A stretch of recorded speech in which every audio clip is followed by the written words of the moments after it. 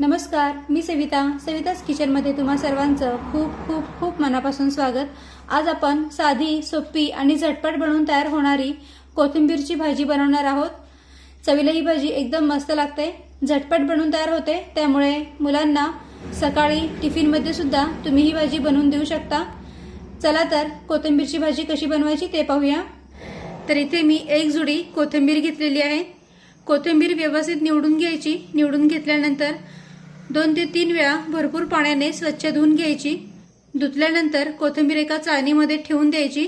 पाणी निथळलं की मग अशा पद्धतीने कोथिंबीर बारीक कापून घ्यायची। आता या कोथिंबीरीला आपण फोडणी देऊन घेऊया। तर इकडे गॅसवर मी कढई गरम करण्यासाठी ठेवलेली आहे। कढई हलकीशी गरम झाली की त्यामध्ये 3 ते 4 चमचे बेसन पीठ टाकूया आणि हे बेसन पीठ मंद आचेवर भाजून घेऊया। मंद आचेवर बेसन पीठ भाजून घ्यायचं जोपर्यंत या पिठाचा हलकासा रंग बदलत नाही आणि पीठ भाजलेल्याचा छान खमंग वास येत नाही तोपर्यंत। आणि पीठ सतत परतत राहायचं म्हणजे मग ते सगळीकडून व्यवस्थित भाजलं जातं। आणि आता जवळजवळ 5 ते 6 मिनिटे झालेली आहेत। तुम्ही पाहू शकता पिठाचा हलकासा रंग बदललेला आहे आणि पीठ भाजलेल्याचा छान खमंग वास येतोय। तर आता गॅस बंद करूया आणि हे पीठ एका प्लेटीमध्ये काढून घेऊया। पीठ कढईतून काढून झालं की मग पुन्हा याच कढईमध्ये 2 ते 3 चमचे तेल टाकूया।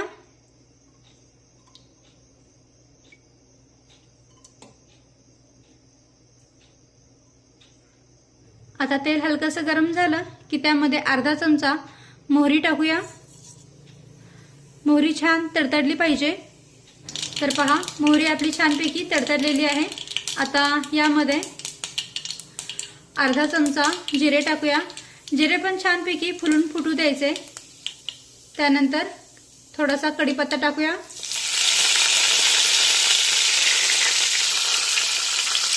त्यानंतर 2 मध्यम आकाराचे कांदे बारीक कापून घेतलेले आहेत ते सुद्धा यामध्ये टाकूया। आणि आता हा कांदा छान मऊ होईपर्यंत परतून घेऊया। कांदा परतत असताना गॅसची फ्लेम मध्यम ठेवली तरी चालेल आणि कांदा सतत परतत राहायचं म्हणजे मग सगळीकडून तो व्यवस्थित भाजला जातो। कांदा परतत असताना यामध्ये 10 ते 12 लसूण पाकळ्या ठेचून घेतल्या आहेत ते यामध्ये टाकूया। त्यानंतर एक हिरवी मिरची ती सुद्धा बारीक कापून घेतलेली आहे ती सुद्धा यामध्ये टाकूया आणि हे कांद्यासोबत परतून घेऊया।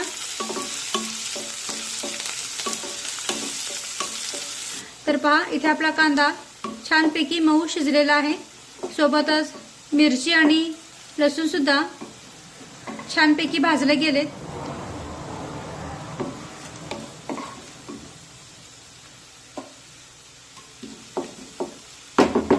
आता यामध्ये पाव चमचा हिंग टाकूया। अर्धा चमचा हळद, अर्धा चमचा काश्मीरी लाल मिरची पावडर, यामुळे भाजीला रंग छान येतो। आता हे सर्व मसाले कांद्यासोबत परतून घेऊया।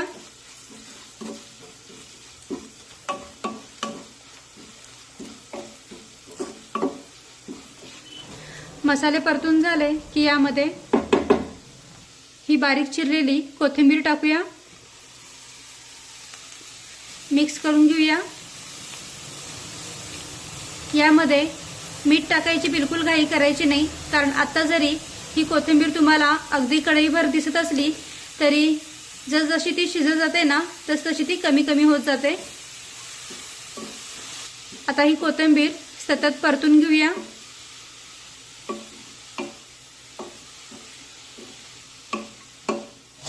तर पहा अगदी मिनिटभरातच कोथिंबीर आकाराने कमी झालेली आहे।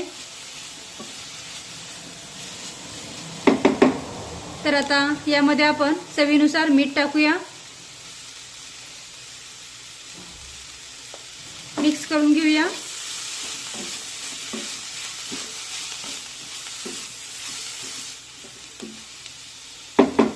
मिक्स करून झाल्यानंतर कढईवर झाकण ठेवूया। गॅसची फ्लेम अगदी मंद ठेवूया आणि मंद आचेवर ही कोथिंबीर शिजून घेऊया। आणि आता 2 ते 3 मिनिटे झालेली आहेत। कढईवरचं आपण झाकण काढूया आणि ही भाजी थोडीशी खालीवर करून घेऊया।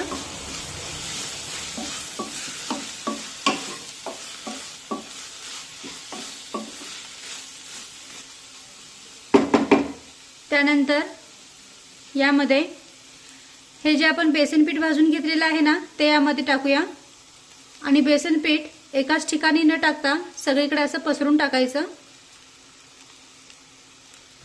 त्यानंतर 2 ते 3 चमचे भाजलेला शेंगदाण्याचा कूट टाकूया। आता पुन्हा कढईवर झाकण ठेवूया आणि 2 ते 3 मिनिटे मंद आचेवर ही भाजी वाफून घेऊया। आणि आता 2 ते 3 मिनिटांनी कढईवरचं झाकण काढूया, मिक्स करून घेऊया।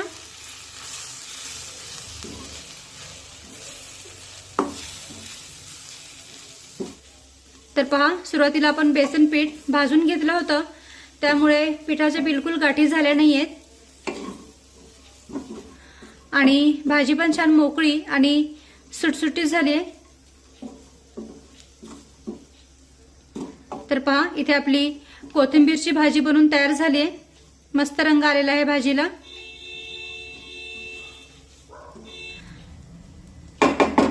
तर आता गॅस बंद करूया आणि ही कोथिंबीरची भाजी काढून घेऊया। मस्त सुगंध येतोय भाजीचा।